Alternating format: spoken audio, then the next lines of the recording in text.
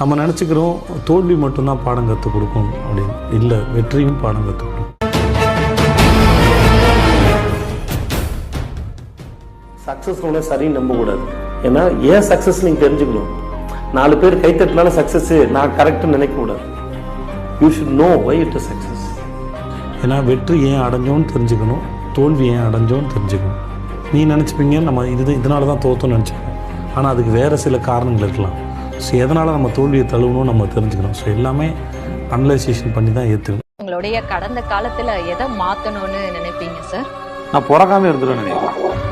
என்னதுன்னு தெரியல.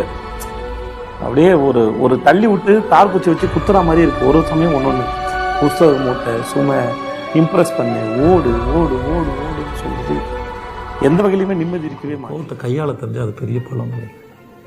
உங்களோட கோவத்தையும் ஈகோவையும் உங்களால் ஹேண்டில் பண்ண முடிஞ்சால் அதோட பெரிய நண்பன் இல்லை, அதோட பெரிய பவர் இல்லைன்னு நான் நினைக்கிறேன்.